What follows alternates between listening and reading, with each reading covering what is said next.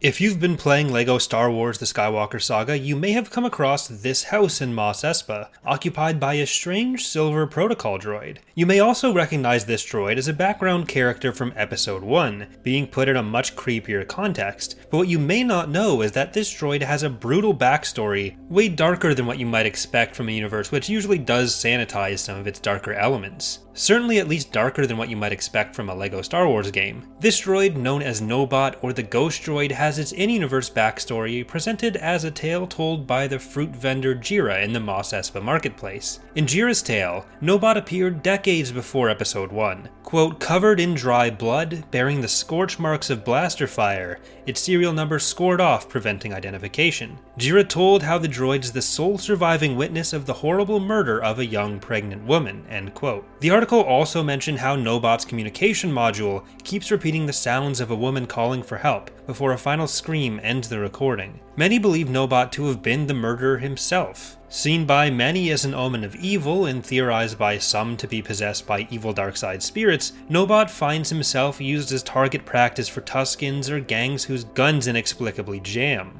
And despite multiple attempts to ditch him in Tatooine's desert wastelands, including the Great Pit of Carkoon, he always returns to Mos Espa. This is definitely one of the darker bits of Star Wars lore that I've seen, so how exactly did this get into Star Wars? Nobot had this messed up backstory fleshed out as part of a program run in the Star Wars Hyperspace Fan Club, where Star Wars fans who were Hyperspace members had the opportunity to submit short background stories for background characters, several of which were brought into the Star Wars databank and as official lore. While very few things that were introduced here do get used in other future lore because they are quite minor characters, it's still a cool thing that happened, and a few of them do get mentioned a few times, like Nobot here. The ideas behind Nobot's history were submitted by a user named Jedi Flaherty and put on the website, where you can also see an ad for a Darth Vader toaster and an exclusive lightsaber bottle opener. These are sadly lost to time. A further reference to Nobot was also made in the Star Wars Insider magazine issue 100, where Nobot was mentioned by name in a description of Jira. None of this is an especially prominent part of any lore or story, but it does show just how deep the LEGO Star Wars developers went when working on some of this background information. It's definitely not something that I would have expected either from the importance of the content itself or the tone of the content. Either way, that's going to do it for today's video. I'm going to be playing some more LEGO Star Wars today at 2 p.m. Eastern, playing the Attack of the Clones section on my gaming channel Corey Loses,